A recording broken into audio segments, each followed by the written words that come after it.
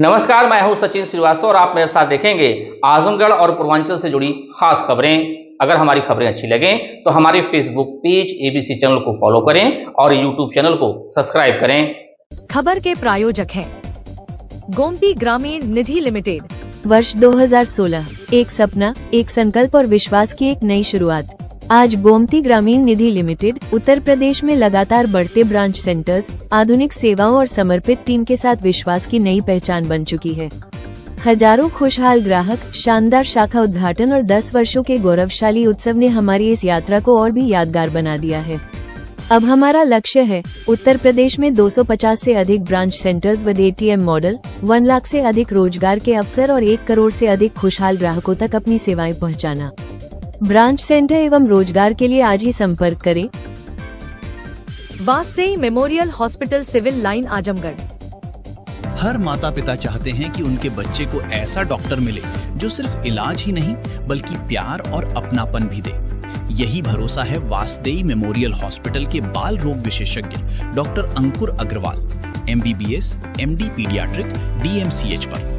छोटे से छोटे स्वास्थ्य की समस्या हो या नियमित चेकअप, यहाँ हर बच्चे की देखभाल पूरे समर्पण के साथ की जाती है। Lifestyle furniture, Belnadi, Azamgarh.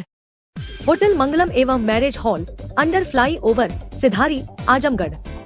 Booking open. Rainbow college, Mahua Murarpur, Sathiyaon, Azamgarh. The sterling hospital, Sarai Mandraj, Kartalpur bypass, Azamgarh. और Cross Bailey college of pharmacy, Cross Bailey institute of pharmacy, Belhara, Sathiyam, Azamgarh. खबर आजमगढ़ से, जहां उत्तर प्रदेश की राज्यपाल एवं राज्य विश्वविद्यालयों की कुलाधिपति आनंदीबेन पटेल की अध्यक्षता में मंगलवार को महाराजा सुहेलदेव विश्वविद्यालय का 3रा दीक्षांत समारोह आयोजित हुआ। समारोह में 74 विद्यार्थियों को उपाधियां प्रदान की गई, जबकि 74 मेधावी विद्यार्थियों को कुल 88 पदकों से सम्मानित किया गया। इनमें 14 विद्यार्थियों ने कुलाधिपति और कुलपति दोनों पदक हासिल किए। छात्राओं का प्रदर्शन सबसे बेहतर रहा।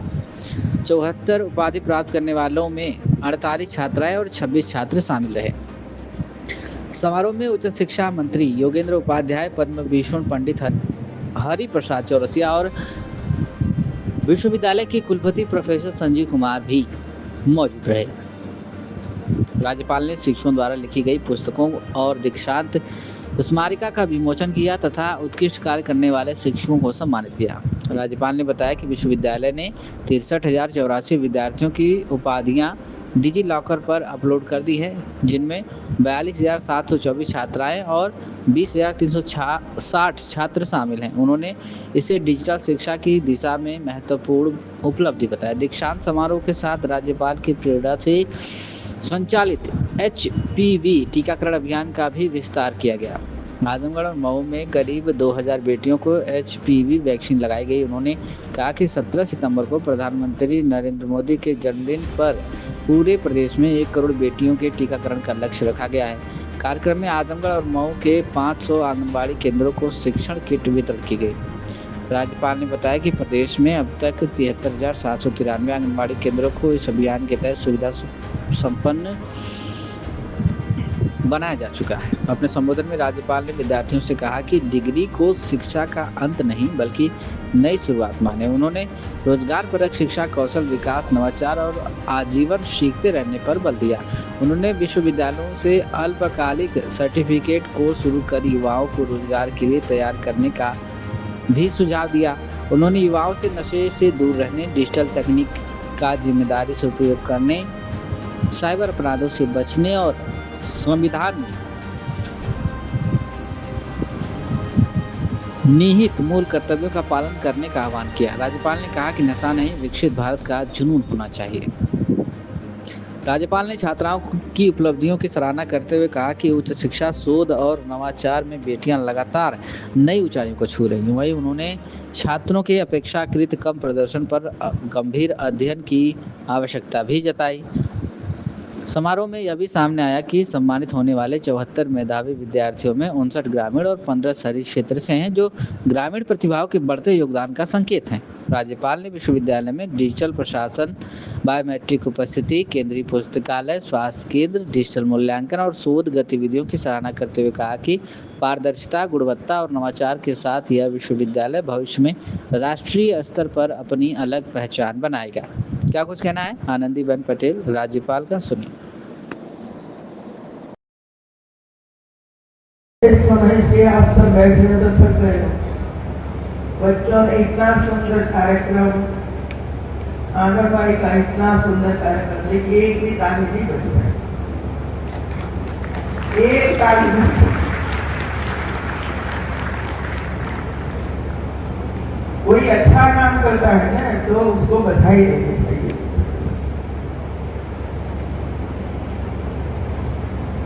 प्रदेश के माननीय उच्च शिक्षा मंत्री श्री योगेंद्र उपाध्याय जी, समारोह के मुख्य अतिथि विश्वविख्यात बांसुरी वादक एवं पद्म विभूषण पंडित हरिप्रसाद चौरसिया, विश्वविद्यालय के कुलपति प्रोफेसर संजय कुमार, सामान्य परिषद, कार्य परिषद एवं शिक्षा परिषद के सभी सदस्य, संकाय अध्यक्ष, विभाग अध्यक्ष, महाविद्यालय के सभी आचार्य, शिक्षकगण, अधिकारीगण एवं कर्मचारी, आंगनबाड़ी की कार्यकर्त्री, विद्यालय से आए हुए हमारे प्यारे बच्चे और उनके शिक्षक शिक्षिकाएं, उपस्थित अन्य महानुभाव और छात्र छात्राएं, देविया और सचिव, आज महाराजा सुहेलदेव विश्वविद्यालय के तृतीय दीक्षोत्सव में उपस्थिति एक सुखद अवसर।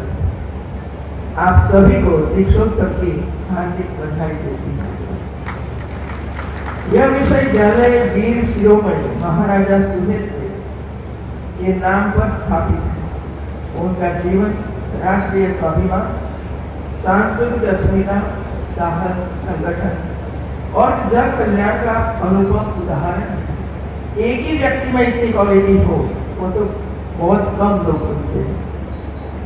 उनके आदर्श हमें बताते हैं कि जब समाज अपने मूल्यों और संस्कृति के प्रति सजग रहता है तब वह प्रत्येक चुनौती का सफलतापूर्वक सामना कर सकता है।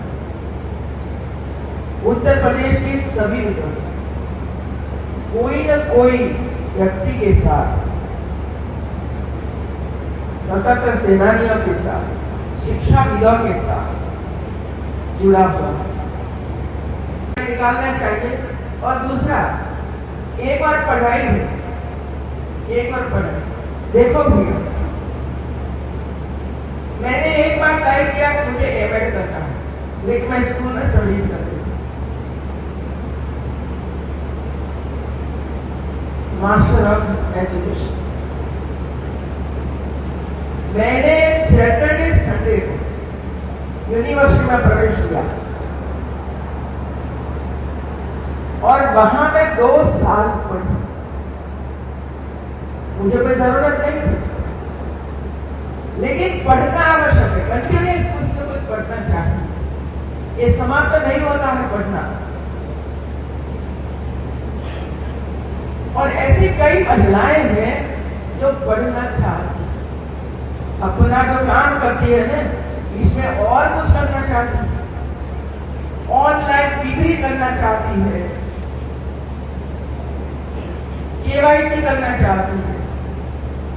तो ऐसे अलग प्रकार के कोर्सेज शुरू करके ऐसे लोगों को पढ़ाओगे तो मैं मानती हूँ कि जो एरिया पूरा गरीबाई से ग्रस्त है। मैंने बेटियों को देखा, मैं मेरठ में गई, वहां की बेटियों को देखा, और बीच वाला एरिया मैंने देखा और ए एरिया देखा। हमें पता चल जाता है कि बीमारी हमारी एक है कि गरीबाई, और गरीबाई में से निपटने के लिए, बाहर निकलने के लिए ऐसे रोजगार आवश्यक है। तो मेरा एक सुझाव और है, जो आज पढ़ने वाले विद्यार्थी हैं यूनिवर्सिटी में पढ़ते हैं, कॉलेज में पढ़ते हैं, वहां भी ऐसा सर्टिफिकेट कोर्सेज उनके लिए करना चाहिए होगा कि उन्होंने क्या क्या किया। मैंने 4 शब्द लिख दिया, शायद इतना ही पता होगा। और इसी वजह से इस बार मैंने सभी यूनिवर्सिटी को कहा है कि आपकी जो यूनिवर्सिटी जिस नाम से जुड़ी हुई है, ऐसे बुक आपके पास है, पहले तो लाइब्रेरी में देख लीजिए आप 10, और बच्चों को प्रेरित करिए कि बुक पढ़ें। और इसमें से जिसकी जीवन की कई घटनाएं ऐसी होगी जो हमें प्रेरणा देती होगी। समाज को उसने क्या क्या दिया है, इसमें स्पीच हो, लेखन कार्य हो, जहां वो रहते थे वो नजदीक में हो तो वो दिखाया जाए कि कहाँ रहते थे, कैसे रहते थे, परिवार के लोगों के साथ मिलाया जाए। तो ये सभी प्रवृत्तियां साल भर में चलनी ही चाहिए, तो ही पता चलेगा कि जो यूनिवर्सिटी के भवन में बैठे हैं और ऐसे वरिष्ठ व्यक्तियों के काम से भवन है, वैसे किसी का नाम इसे नहीं दिया जाता है, लेकिन कुछ करके गए और सालों तक लोग याद करते हैं उसके कार्य को, उनको हमें पहचाना चाहिए, समझना चाहिए। एफिलिएटेड कॉलेज भी यही काम करे। आपकी एफिलिएटेड कॉलेज कोई ना कोई नाम से होगी, याद नहीं है तो ये यूनिवर्सिटी का नाम है, इस पर चर्चा करिए और बच्चों को सिखाइए। आज के इस दीक्षोत्सव के 63,084 उपाधियां डिजी लॉकर पर अपलोड हुई। इनमें 42,724 छात्राएं हैं और 20,360 छात्र शामिल हैं। यह प्रसन्नता की बात है कि उच्च शिक्षा के क्षेत्र में हमारी बेटियां निरंतर आगे बढ़ रही हैं और कुल उपाधियों में उनकी भागीदारी लगभग 2/3। अब मेरे मन में कई प्रश्न उपस्थित हुए, लड़के कहाँ जाते हैं, और इसी वजह से कुलपति जी को मैंने पूछा, मुझे बताइए लड़का की संख्या क्यों कम है। हमारे समाज में तो ये है लड़कियों की संख्या कम होती है, लड़कों की संख्या ज्यादा हो रही है। लेकिन मुझे ये बताया गया कि वे लोग मुंबई तक पहुंचे हैं अपने रोजगार के लिए।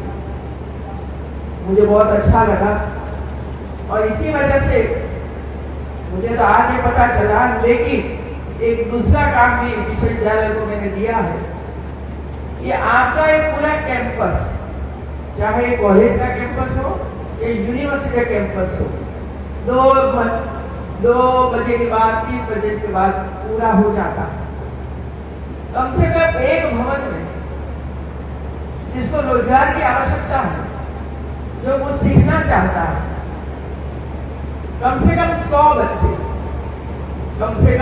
बच्चे इकट्ठा करके उनको पूछकर कि आप क्या सीखना चाहते हैं, और उसको 2 महीना 3 महीना का सर्टिफिकेट कोर्स यदि हम सिखा देते और उसको एक विश्वविद्यालय प्रमाण पत्र मिल जाता है, सही प्रमाण पत्र, गलत नहीं, फर्जी नहीं, और वही बेटा या बेटी कहीं और ये सर्टिफिकेट लेकर जाएगी तो उसकी सैलरी बढ़ेगी। खबर आजमगढ़ से, जहां हर घर तिरंगा अभियान के तहत भारतीय जनता पार्टी नगर अध्यक्ष मृगांक शेखर सिन्हा के नेतृत्व में शहर में भव्य तिरंगा यात्रा निकाली गई। यात्रा के माध्यम से देशभक्ति की भावना को मजबूत करने और राष्ट्र की एकता का संदेश देने का प्रयास किया गया। कार्यक्रम में मुख्य अतिथि के रूप में प्रदेश कार्य समिति सदस्य अखिलेश मिश्रा गुड्डू मौजूद रहे। उन्होंने कहा कि राष्ट्रीय ध्वज तिरंगा देश की आन बान और शान, एकता का प्रतीक है। हर घर तिरंगा अभियान देशवासियों को एक सूत्र में जोड़ने का कार्य कर रहा है। तिरंगा यात्रा का शुभारंभ कलेक्ट्रेट स्थित अम्बेडकर पार्क से हुआ। भारत माता के जयकारों और देशभक्ति के नारों के बीच यात्रा गांधी तिराहा, रैदोपुर, त्रिमूर्ति तिराहा और कलेक्ट्रेट चौराहा होते हुए कुंवर सिंह उद्यान पहुंची, जहां यात्रा का समापन हुआ। यात्रा मार्ग पर जगह जगह स्थानीय लोगों ने तिरंगा थामे कार्यकर्ताओं का उत्साहवर्धन किया। आयोजन की खास बात यह रही कि इसमें पुरुषों के साथ बड़ी संख्या में महिलाओं और युवाओं और विद्यार्थियों ने भी उत्साहपूर्वक भाग लिया। हाथ में तिरंगा लेकर चल रहे बच्चे और महिलाएं विशेष आकर्षण का केंद्र है। तिरंगा यात्रा में विनय प्रकाश गुप्ता, श्याम नारायण सिंह, सचिदानंद सिंह, सुनील मिश्रा, अवनीश चतुर्वेदी, साधना गुप्ता, कौशल्या वर्मा, मुंशी निषाद, राजेश साहनी, राजन उपाध्याय, आकाश गुप्ता, सुधीर गुप्ता, धर्मवीर चौहान, योगेंद्र यादव, नीरज सिंह, अजय सिंह, अवनीश मिश्रा, अभिषेक गुप्ता, श्री अग्रवाल, विभा बर्नवाल, सुमन सिंह, शैलेंद्र अग्रवाल, ऋतिक जायसवाल, किशन सिंह और विवेक निषाद सहित भाजपा के कई पदाधिकारी और कार्यकर्ता एवं स्थानीय नागरिक बड़ी संख्या में उपस्थित रहे। निकाला गया, क्या संदेश है? देखिए, पूरे देश में स्वतंत्रता दिवस के अवसर पर तिरंगा यात्रा का आयोजन किया गया है।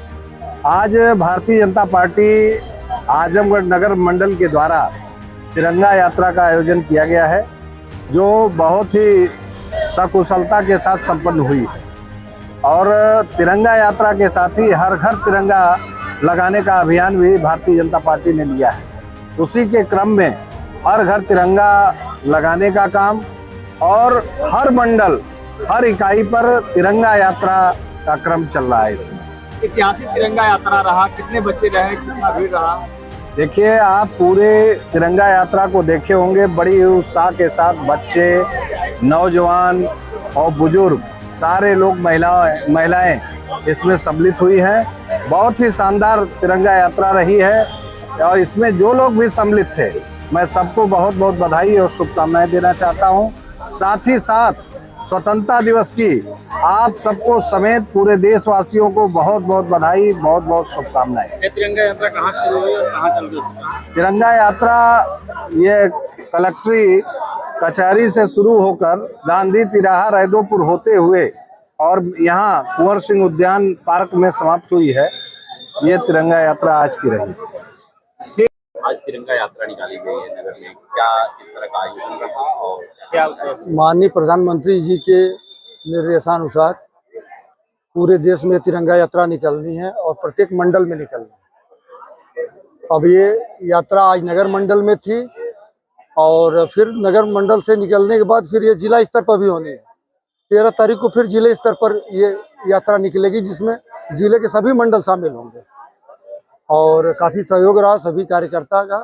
माननीय पूर्व विधानसभा प्रत्याशी और प्रदेश कार्य समिति अखिलेश मिश्र गुड्डू जी के नेतृत्व में निकली है ये यात्रा। नगर के सभी गणमान्य व्यक्ति, सभी पदाधिकारी, कार्यकर्ता, काफ़ी जोश। ये यात्रा मेहता पार्क, अम्बेडकर पार्क से निकली है। गांधी तिराहा, त्रिमूर्ति तिराहा रैदोपुर, कलेक्ट्रेट चौराहा, अग्रसेन चौराहा होते हुए आज यहाँ शहीद वीर कुंवर सिंह जी के स्मारक के पास समाप्त हुआ। काफी मात्रा में जेनजी देखने को मिले। जेनजी राष्ट्रवादी ही है, कुछ शहरी नक्सली हैं जो देश के जेएनजी को बदनाम करने का प्रयास कर रहे हैं। जेएनजी हमेशा से राष्ट्रवादी है, नहीं तो हम कहां से चले थे और कहां आज हैं। दुनिया की तीसरी ताकत बनने जा रहे हैं, तो इसमें हमारे जेएनजी का ही सहयोग है। अपने परिचय से। मैं नीरज सिंह, नगर का महामंत्री हूँ। आज जो यात्रा निकाली गई है, क्या संदेश दिया गया है तिरंगा यात्रा के द्वारा आप लोग? ये हम लोग को, बच्चों को ले आके प्रभात फेरी जो हम लोग के समय में निकलती थी, जो आज के समय में विद्यालयों से विलुप्त हो रही है, उस चीज़ को ये लगाया गया है कि जो आज़ादी के पहले एक प्रभात फेरी अपने समय में हम लोग लगाते थे, उसी के तहत आज बच्चों को बुलाया गया था। बाकी नगर टीम द्वारा नगर के लोगों के साथ जो है एक तिरंगा अभियान की शुरुआत की गई। ये तिरंगा यात्रा कहाँ शुरू हुई, कहाँ जाके खत्म हुई, इसका उद्देश्य? तिरंगा यात्रा अम्बेडकर पार्क से शुरू हुई है और रैदोपुर होते हुए, कलेक्ट्रेट होते हुए, फिर हम कुंवर सिंह उद्यान में जाके समाप्त हुई है। इसका मूल उद्देश्य यही है कि तिरंगे के प्रति जो आज़ादी का जश्न हम लोग मनाते थे, जो पूर्व में मनाते थे, हमको लगता है कि 3-4 दिन पहले से हम लोग अपने बचपन के काल में जो तिरंगे के प्रति सम्मान रखते थे, उन्हीं को फिर से बच्चों में जनजागृत करने के लिए इसका आयोजन किया गया था। ये नगर मंडल और कुछ स्कूलों द्वारा जो हमारे सहयोग में खड़े हुए, जिन्होंने कहा कि नहीं इस तरह के आयोजन होने चाहिए, उनके सहयोग से ये संयुक्त अभियान था। तो क्या आपको कहने का मतलब है कि आज का जेनजी जो युवा है वह तिरंगे के प्रति उसका सम्मान को भूलता जा रहा है? नहीं, आज का जो युवा है वो मोबाइल क्रांति के पीछे ज्यादा है। वो तिरंगों के प्रति सम्मान तो उसका नहीं खोता है, लेकिन उसका डाइवर्जन हो चुका है। वो मोबाइल में देखता है, वो रील पे देखता है, वो ये देखता है कि किस तरह से हो रहा है। जैसे कि अभी आपने देखा होगा कि आपके पूरे भारत में 2 प्रोटेस्ट चल रहे हैं। एक आपका दिल्ली में चला जहाँ की वहाँ की जनरेशन ने दिखा दिया कि वो क्या संस्कृति सीखे हैं, क्योंकि उसकी लीडिंग जो कर रहे थे वो अमेरिका खुद रहते हैं, जो भारत की संस्कृति को भी नहीं जानते हैं। और एक दूसरा प्रोटेस्ट जो चल रहा है झारखंड में, वहाँ आप देखिए, वहाँ के उत्पीड़न को ये कहा गया कि पुलिस द्वारा अत्याचार किया गया। झारखंड पे अभी तक विपक्ष का कोई बोलने के लिए तैयार नहीं हुआ, उनको वहाँ के बच्चे नहीं दिखाई दी, क्योंकि वो सांस्कारिक रूप से इसका चल रहे हैं। तो हमारा यही है आपसे वो गुजारिश की इसको दोनों देखने की जरूरत है। अब आपकी नजर किस नजर से देख रही है वो बात। क्या यात्रा निकाला गया, क्या संदेश है?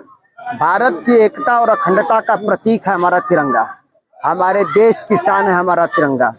आज हमारे देश के यशस्वी प्रधानमंत्री माननीय नरेंद्र मोदी जी का आह्वान है पूरे देश के लिए कि जगह जगह मंडल वाइज आप तिरंगा यात्रा निकालिए, और उसके तहत हम लोग तिरंगा यात्रा निकाले हैं। आज आजमगढ़ नगर की यह तिरंगा यात्रा कुंवर सिंह उद्यान पे आके समापन हुई, जिसकी शुरुआत अंबेडकर पार्क से होते हुए गांधी तिराहा होते हुए रैदोपुर होते हुए आ करके यहाँ कुंवर सिंह उद्यान में संपन्न हुआ है।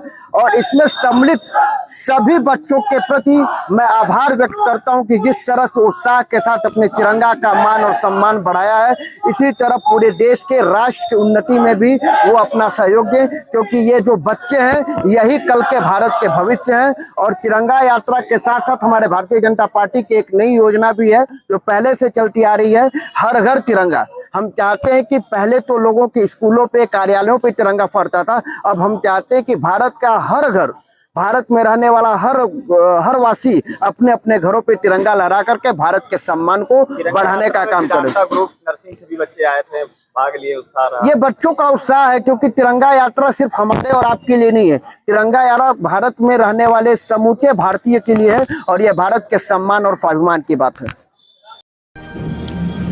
खबर आजमगढ़ से, जहां महाराजा सुहेलदेव राज्य विश्वविद्यालय के दीक्षांत समारोह में मुख्य अतिथि उत्तर प्रदेश की राज्यपाल महामहिम आनंदीबेन पटेल के कर कमलों द्वारा डीएवी पीजी कॉलेज के छात्र संघ मंत्री एवं छात्र सभा के पूर्व जिला उपाध्यक्ष रहे दीपक पाठक माइकल की बहन रिया पाठक को परा स्नातक कला में टॉप करने पर स्वर्ण पदक से सम्मानित किया गया। रिया की इस ऐतिहासिक सफलता से पूरे जनपद और विश्वविद्यालय परिवार में हर्ष का माहौल है। इस गौरवपूर्ण अवसर पर स्वर्ण पदक विजेता रिया पाठक ने अपनी भावनाएं व्यक्त करते हुए कहा कि मैं आज बेहद खुश हूं और खुद को भाग्यशाली महसूस कर रही हूं। परा स्नातक में महाराजा सुहेलदेव विश्वविद्यालय टॉप करके गोल्ड मेडल प्राप्त करना मेरे लिए एक सपना सच होने जैसा है। कला मेरे लिए सिर्फ एक विषय नहीं, बल्कि यह मेरी अभिव्यक्ति और जीने का तरीका है। इस मेडल के पीछे कई रातों का जागना और कैनवस फाइलों पर बिताए गए अनगिनत घंटे हैं। आज लग रहा है कि मेरी वह सारी मेहनत और कला के प्रति मेरा समर्पण सफल हो गया। मैं इस कामयाबी का पूरा श्रेय अपने विश्वविद्यालय के प्रोफेसर्स को देना चाहती हूँ, जिन्होंने मेरी सोच को एक सही दिशा दी। साथ ही मेरे माता पिता और परिवार के अटूट विश्वास के बिना मैं आज यहाँ नहीं पहुँच पाती। उन्होंने हमेशा मेरे इस कलात्मक सफ़र का समर्थन किया। यह गोल्ड मेडल मेरे हौसलों को और बढ़ाएगा। एक स्कॉलर के रूप में यह तो बस मेरी शुरुआत है। आगे मैं अपनी कला के जरिए समाज में एक सकारात्मक बदलाव लाना चाहती हूँ और इस क्षेत्र में और आगे तक काम करूँगी। आप सभी के आशीर्वाद और शुभकामनाओं के लिए बहुत बहुत धन्यवाद। क्या कुछ कहना है मीडिया से बातचीत में रिया पाठक स्वर्ण पदक से सम्मानित का सुने। आज मैं बहुत खुश हूँ और बहुत सौभाग्य की बात है कि आज मुझे महाराजा सुहेलदेव यूनिवर्सिटी से गोल्ड मेडल से और उपाधि से सम्मानित किया गया, और इससे बड़ी मेरे लिए कोई बात नहीं हो सकती है। और जो कि मेरा एक सपना था और आज वो फ़िलहाल मेरा सपना सच हुआ है, और हमने इसके साथ अपने माता पिता और अपने परिवार का नाम रोशन किया, साथ ही अपने गांव समाज का भी नाम रोशन किया है। और मेरी यही हमेशा वो रहेगा, कोशिश रहेगा कि हम ऐसे हमेशा ही आगे बढ़ते रहें और अपने परिवार के लिए अपने परिवार का नाम रोशन कर सकें। धन्यवाद।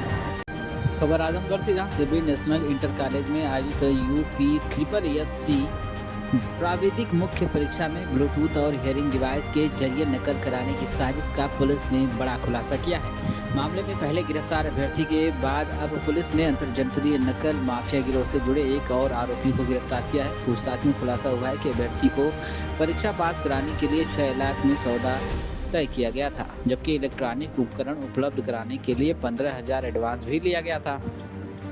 पुलिस के मुताबिक 9 अगस्त 2026 को सिवली नेशनल इंटर कॉलेज में यूपी SSSC प्राविधिक मुख्य परीक्षा के दौरान कक्ष निरीक्षकों को अभ्यर्थी आलोक पटेल की गतिविधियां संदिग्ध लगी।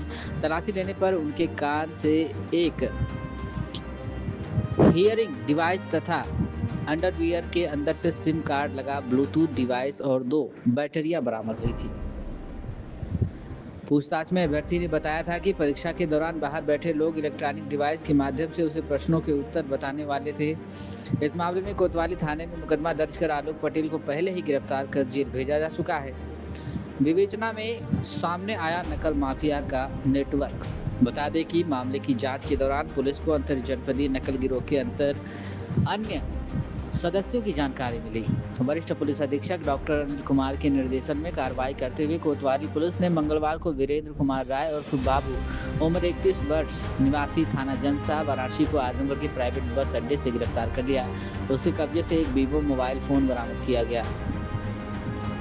पुलिस पूछताछ में आरोपी ने बताया कि उसने अपने साथियों में आनंद पटेल और कुश पटेल के साथ मिलकर परीक्षा में अभ्यर्थियों को पास कराने वाले नेटवर्क से संपर्क किया था। आलोक पटेल को परीक्षा पास कराने के लिए 6 लाख में सौदा तय हुआ था।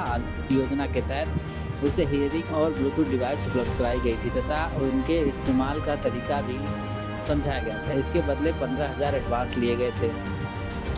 पुलिस के अनुसार परीक्षा के दौरान इलेक्ट्रॉनिक उपकरणों के माध्यम से बाहर से उत्तर बताने की पूरी तैयारी थी, लेकिन अभ्यर्थी के परीक्षा केंद्र पर पकड़े जाने से पूरा नेटवर्क सामने आ गया। पुलिस का कहना है कि पूछताछ में सामने आए अन्य आरोपियों और पूरे गिरोह की भूमिका की जांच की जा रही है। मामले में अग्रिम विधिक कार्रवाई जारी है। गिरफ्तार आरोपी वीरेंद्र कुमार राय और बाबू के खिलाफ वाराणसी और आजमगढ़ में पहले से भी आपराधिक मुकदमे दर्ज हैं। गिरफ्तारी करने वाली टीम में उपनिरीक्षक अभिषेक कुमार मिश्रा, उपनिरीक्षक राजेंद्र कुमार सहित कोतवाली पुलिस के अन्य जवान शामिल रहे। खबर आजमगढ़ से। यहाँ भारतीय जनता पार्टी के नवनियुक्त प्रदेश महामंत्री एवं गोरखपुर क्षेत्र के नवनियुक्त प्रभारी अभिजात मिश्रा का लखनऊ से गोरखपुर जाते समय पूर्वांचल एक्सप्रेसवे के पिलर संख्या 62 अतरौलिया पर कार्यकर्ताओं द्वारा अत्यंत उत्साह और गर्मजोशी के साथ ऐतिहासिक स्वागत किया गया। इस अवसर पर भाजयुमो के जिला अध्यक्ष पुष्कर मिश्रा एवं सूरज प्रकाश श्रीवास्तव, निवर्तमान जिला अध्यक्ष लालगंज के नेतृत्व में बड़ी संख्या में एकत्रित हुए कार्यकर्ताओं ने अभिजात मिश्रा का माल्यार्पण कर एवं अंग वस्त्र प्रदान कर भव्य स्वागत व अभिनंदन किया। स्वागत समारोह के दौरान पत्रकारों व मीडिया प्रतिनिधियों से बातचीत करते हुए प्रदेश महामंत्री अभिजात मिश्रा ने पार्टी की भावी रणनीतियों और संगठनात्मक प्राथमिकताओं पर विस्तृत चर्चा की। चुनावी तैयारियों एवं संगठन पर उन्होंने कहा कि भारतीय जनता पार्टी में चुनाव की तैयारियां सतत प्रक्रिया है। एक चुनाव समाप्त होते ही पार्टी अगले चुनाव की तैयारियों में जुट जाती है। भाजपा का संगठन कभी सुस्त नहीं पड़ता। कार्यकर्ता हर परिस्थिति का सामना करने और बड़े से बड़े लक्ष्यों को हासिल करने के लिए सदैव तत्पर रहते हैं। उन्होंने आदरणीय प्रधानमंत्री नरेंद्र मोदी के विकसित भारत के संकल्प को दोहराते हुए कहा कि उत्तर प्रदेश को देश का सबसे समृद्ध, शक्तिशाली और विकसित राज्य बनाना हमारी प्राथमिकता है। संगठन और सरकार के बीच बेहतर तालमेल के सवाल पर उन्होंने स्पष्ट किया कि सरकार संगठन से ही निकलती है। दोनों के बीच तालमेल हमेशा मजबूत रहता है। कार्यकर्ता अपनी व जन समस्याओं को जिला व क्षेत्रीय स्तर से लेकर विधायकों, सांसदों और मंत्रियों के माध्यम से शीर्ष स्तर तक आसानी से पहुंचाते हैं। आगामी चुनाव में पार्टी के लक्ष्य पर चर्चा करते हुए उन्होंने विश्वास जताया कि हमारा लक्ष्य पूर्ण बहुमत की सरकार बनाना है। पिछली बार की तुलना में इस बार हमारे प्रत्याशी और अधिक मतों के अंतर से विजयी होंगे ताकि डबल इंजन की सरकार का विकास कार्य प्रदेश में और अधिक गति से आगे बढ़ सके। भाजयुमो जिला अध्यक्ष पुष्कर मिश्रा ने कहा कि अभिजात मिश्रा जी के कुशल नेतृत्व व संगठनात्मक मार्गदर्शन से गोरखपुर क्षेत्र में पार्टी और युवा मोर्चा को एक नई ऊर्जा और दिशा मिलेगी। जिला अध्यक्ष भाजपा युवा मोर्चा लालगंज पुष्कर मिश्रा व पूर्व जिला अध्यक्ष भाजपा सूरज प्रकाश श्रीवास्तव, पूर्व मंडल अध्यक्ष आशुतोष चौबे, उपाध्यक्ष गुड्डू मिश्रा, जिला महामंत्री अंकुर राय, जिला उपाध्यक्ष जयकिशन पांडे, विपिन सिंह पालीवाल, राज सिंह सहित जिला मंत्री अमन श्रीवास्तव, सभासद रिंकू मोदनवाल, नगर पंचायत प्रत्याशी धर्मेंद्र निशा, सोनू यादव, प्रिंस सिंह, अंकित सिंह, अश्विनी तिवारी, संतोष यादव, उपकार पांडे कार्यक्रम में स्थानीय जनप्रतिनिधि, युवा मोर्चा के पदाधिकारी और बड़ी संख्या में भाजपा कार्यकर्ता उपस्थित रहे। क्या कुछ कहना है अभिजात मिश्रा प्रदेश महामंत्री का, सुनिए। संगठन ने आपको जिम्मेदारी दी है बूथ स्तर तक और अधिक सक्रिय बनाने के लिए आपकी क्या रणनीति है? अब रणनीति जो होती है वो संगठन के अंदर की होती है। संगठन में सब लोग, सभी कार्यकर्ता मिल करके हम लोग सब चुनावी वर्ष में आ चुके हैं और उसी की तैयारियां अब शुरू होंगी। तैयारी तो वैसे विगत हम लोग लगातार करते ही रहते हैं। एक चुनाव ख़त्म होता है, दूसरे चुनाव की तैयारी प्रारंभ रहती है। संगठन को कभी सुस्त होने भारतीय जनता पार्टी नहीं देती है। हर समय सक्रिय रहता है कार्यकर्ता, हर परिस्थिति से लड़ने के लिए तैयार रहता है, क्योंकि बहुत बड़े बड़े लक्ष्य हैं और काफ़ी लक्ष्य हमारे जो है वो पूर्ण हुए हैं। और अभी बहुत सारे ऐसे हैं जो, जैसे कि माननीय प्रधानमंत्री जी का एक लक्ष्य है कि विकसित राष्ट्र भारत को बनाना है, वैसे ही प्रदेश में हमको अपने देश का सबसे विकसित प्रदेश जो है उत्तर प्रदेश बने, सबसे शक्तिशाली, सबसे समृद्ध। तो उसके लिए सभी कार्यकर्ता कटिबद्ध भी हैं और एकजुट हो करके आने वाले अभी चुनाव की तैयारी भी प्रारंभ शुरू हो जाएगी। अभी संगठनात्मक विस्तार चल रहा है, इसके बाद चुनावी उसमें संगठन और सरकार को बीच बेहतर तालमेल के लिए आपकी क्या कार्यप्रणाली रहेगी और आप कार्यकर्ता की शिकायत को सुझाव और सरकार से कैसे कराएंगे? देखिए, कार्यकर्ता संगठन और सरकार में कोई ऐसा कुछ नहीं है कि जिस प्रकार से आप कह रहे हैं कि तालमेल कैसा रहेगा। तालमेल हमेशा से रहता है और सरकार, चूँकि संगठन से ही निकले हुए लोग जो हैं सरकार में जाते हैं, तो तालमेल हमेशा बहुत दुरुस्त रहता है। और कार्यकर्ताओं का जो एक सिस्टम है कि कार्यकर्ता अपने जिला अध्यक्ष से या क्षेत्रीय अध्यक्ष से या प्रदेश अध्यक्ष से संपर्क करके जो भी अपने यहाँ की समस्याएं हैं उनसे अवगत करा सकते हैं, अपने विधायकों से, अपने सांसदों के माध्यम से, अपने पार्षदों के माध्यम से। कि जनता के से संबंधित जो भी समस्याएं हैं वो उसको अपने उस स्तर पर बात करते हैं, नहीं कोई सुनवाई तो उसके ऊपर चले जाते हैं। तो वो उनका आगामी चुनाव को लेकर मद्देनजर पार्टी में क्या लक्ष्य दिया है और इस पर कम कमज़ोर सीट वाली पार्टी में क्या स्पेशल प्लान है? देखिए, हम लोगों का जो लक्ष्य है कि पूर्ण बहुमत की सरकार बने और पिछली बार की अपेक्षा और अधिक वोटों से हमारे जो प्रत्याशी हैं वो विजयी हों और एक मजबूत सरकार बने, ताकि जो डबल इंजन की सरकार हमारी चल रही है वो और मजबूती के साथ में चलती रहे। जिस प्रकार से आप देख रहे हैं प्रदेश के अंदर डेवलपमेंट और हर प्रकार के काम हो रहे हैं और तेज़ी से प्रगति के पथ पर बढ़ते रहें। आखिरी सवाल ये है कि किसी भी बड़े संगठन से स्थानीय स्तर पर आश्चर्यजनक जो स्थितियाँ बन रही हैं उसको सुलझाने के लिए संगठन आप आमंत्रित कर लो तो क्या जी? जो संगठन स्थिति जो स्थानीय लोगों की बन रही है, आपसी में तालमेल नहीं बन पा रहा है, पार्टी से भी थोड़ी विधानसभा से कई लोग आ रहे हैं, इसको कैसे संगठन इसको निस्तारण करेगा? नहीं, सब चीज़ें सब बन जाती हैं। कुछ जैसे जो संगठन का दिशा निर्देश होता है, जो ऊपर से आदेश आते हैं, उन सभी आदेशों का पालन कार्यकर्ता करता है और ऐसा कहीं पर भी नहीं कि तालमेल नहीं है। तालमेल सभी जगह है। सभी कार्यकर्ता अपने वरिष्ठ कार्यकर्ताओं के जो भी दिशा निर्देश होते हैं उनका पालन करता है, क्योंकि संगठन से बढ़कर के कुछ नहीं होता। संगठन माने सबसे ताकतवर चीज़ संगठन होती है। तो संगठन के हर निर्देश का पालन हर कार्यकर्ता करता है और इसीलिए हम विगत लगातार जो हमारी सरकारें बन रही हैं उसका कारण ही यही है कि हमारा कार्यकर्ता कैडर बेस्ड कार्यकर्ता है और अपने जो भी दिशा निर्देश संगठन एक बैठक करके तय करता है और उसको सभी कार्यकर्ता उसको फॉलो करते हैं। वर्ष 2016, एक सपना, एक संकल्प और विश्वास की एक नई शुरुआत। आज गोमती ग्रामीण निधि लिमिटेड उत्तर प्रदेश में लगातार बढ़ते ब्रांच सेंटर्स, आधुनिक सेवाओं और समर्पित टीम के साथ विश्वास की नई पहचान बन चुकी है। हजारों खुशहाल ग्राहक, शानदार शाखा उद्घाटन और 10 वर्षों के गौरवशाली उत्सव ने हमारी इस यात्रा को और भी यादगार बना दिया है। अब हमारा लक्ष्य है उत्तर प्रदेश में 250 से अधिक ब्रांच सेंटर्स व ATM मॉडल, 1 लाख से अधिक रोजगार के अवसर और 1 करोड़ से अधिक खुशहाल ग्राहकों तक अपनी सेवाएं पहुंचाना। ब्रांच सेंटर एवं रोजगार के लिए आज ही संपर्क करें 9305061484 और 9250129316। गोमती ग्रामीण निधि लिमिटेड, हर घर गोमती, घर घर गोमती। हर माता पिता चाहते हैं कि उनके बच्चे को ऐसा डॉक्टर मिले जो सिर्फ इलाज ही नहीं बल्कि प्यार और अपनापन भी दे। यही भरोसा है वासदेई मेमोरियल हॉस्पिटल के बाल रोग विशेषज्ञ doctor Ankur Agarwal, MBBS, MD paediatric, DMCH पर।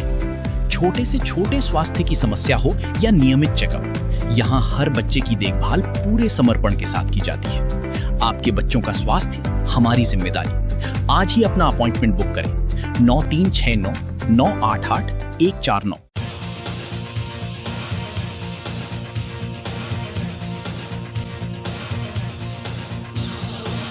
Lifestyle furniture, Belnadi, Azamgarh. सभी प्रकार के फर्नीचर एवं इलेक्ट्रॉनिक सामानों की भरपूर रेंज उपलब्ध। हमारे यहाँ EMI की सुविधा 0% ब्याज पर उपलब्ध। इलेक्ट्रॉनिक सामानों में LED TV, refrigerator, washing machine, air conditioner, air cooler, deep freezer, water cooler, mixer juicer, iron, fan, induction, battery, inverter, electric geyser, gas geyser, आटा चक्की इत्यादि। फर्नीचर के सामानों में बेड, गद्दा, सिंगारदान, अलमीरा, sofa, table, chair, rack, stool, संदीली, सीढ़ी, डाइनिंग टेबल, झूला आदि। शादी विवाह की हो तैयारी या ऑफिस और घर के लिए सामानों की करनी हो खरीदारी, पहुंचिए लाइफस्टाइल फर्नीचर, बेलनाडी, आजमगढ़।